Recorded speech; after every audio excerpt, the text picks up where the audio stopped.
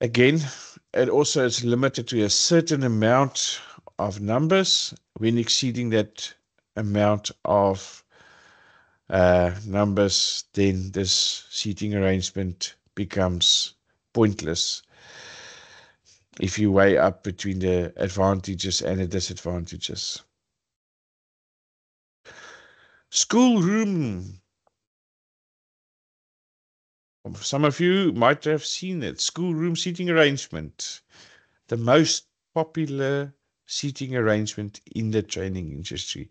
It's been used till today for classes. Now, can you see that every participant is situated at a table? There's enough space between the tables for you to move freely, and there's enough space for the learner also if they need to work through some materials or scenarios. But just as it's good to use the seating arrangement, let's have a look at the advantages of this seating arrangement. Sorry, let me just move the cursor here.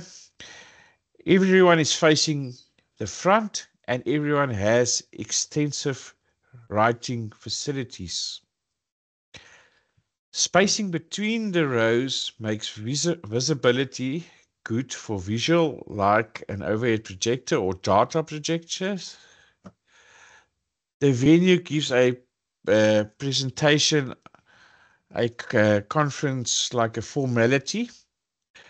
It's useful when people have a lot of papers to manage. If we go over to the disadvantages, the disadvantages is it takes up a lot of room. Access in and out of the rows need to be carefully planned. Special narrow tables are required, or it takes up even more room. These can be expensive if they have to be hired. So now we've seen the different, there's one more seating arrangement we have to go through. But so far, ladies and gentlemen, you have seen now the different types of seating arrangements. The first thing, just out of experience. First thing, have a look at your venue before you start planning for your seating arrangement.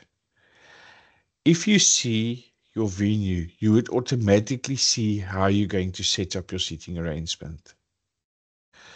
Without a venue, it's impossible to determine what type of seating arrangements to use.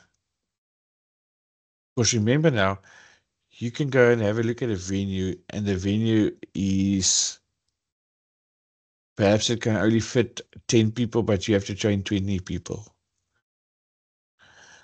So this is where your first step is have a look at the venue size. Have a look at the resources available at the venue. Is there ventilation? Is there power points for you where you can plug in outlets? And how will it affect you if you use certain seating arrangement?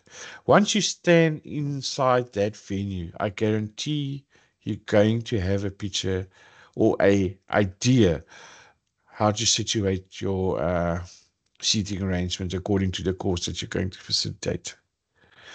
Just be careful. If you're going to do freelance facilitation, companies do not like for facilitation to be sky high when it comes to when you have to give them a estimate. Now, you're going to have to give a company an estimation when you do facilitation. If there's no seating arrangements, if there's no facilities or equipment that needs to be hired in. So you need to carefully plan that and also give a cost regarding how much you need for equipment, how much is needed for tables and chairs, if they don't supply it. Uh, uh, Sometimes it does happen that the client does not supply even a training venue, and you have to go and seek a training venue. So just bear in mind, when working with clients, there is a cost factor, and you need to have a look at what is the most inexpensive way to conduct your facilitation, but still you don't lose out on your quality of your facilitation.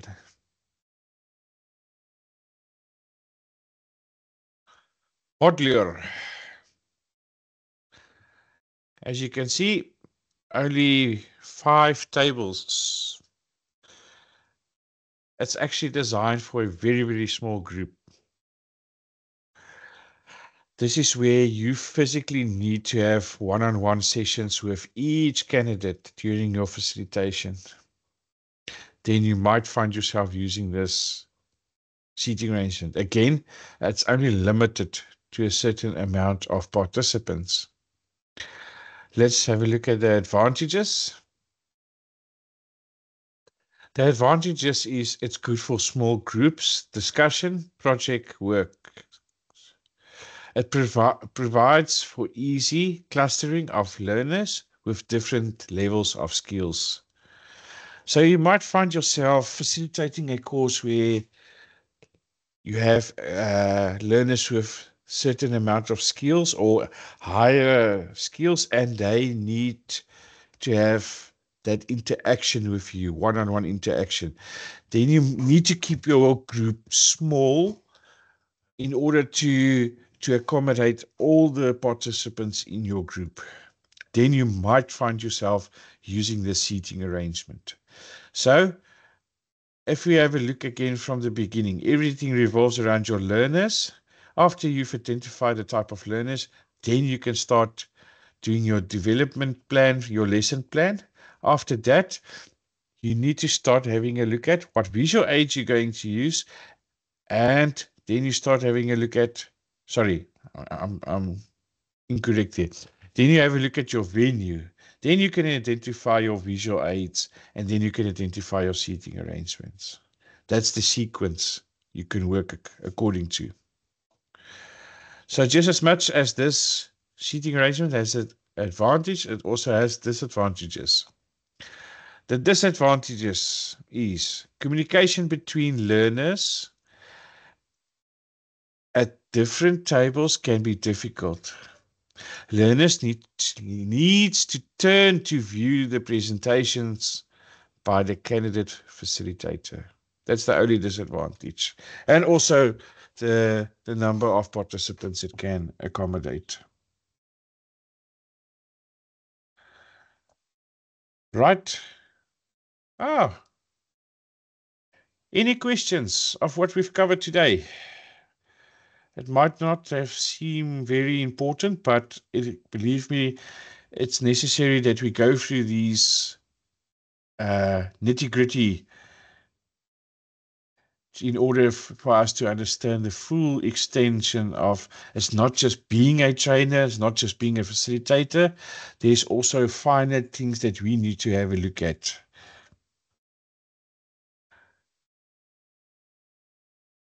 Any questions?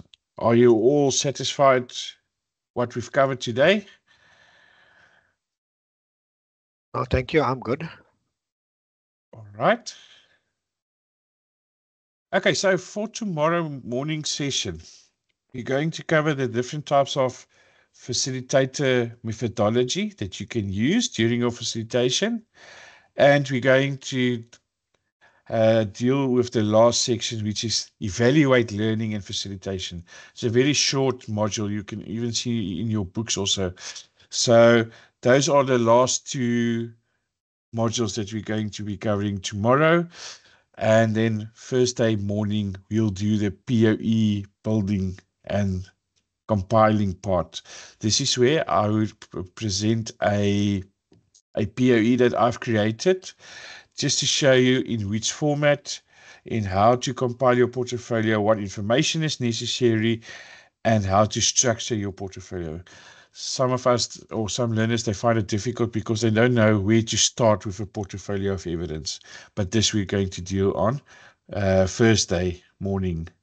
Then we are done with the facilitator course. So which means is Monday we start then with the assessor course. But you guys need to communicate with me. Do you want me just to give you some time first to complete the facilitator course and then we start with the assessor course? Or are you happy to start with the assessor course on Monday? We'll just have a discussion once we come to the POE part.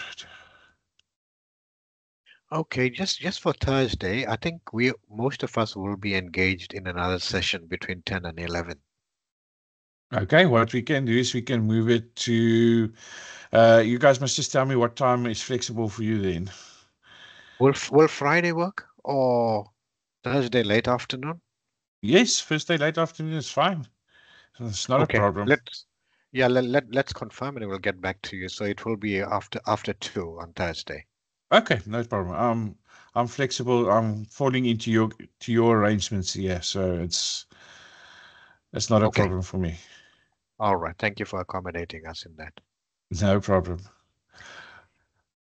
Well, Okay. ladies and gentlemen, if there's no further questions, I thank you for your time.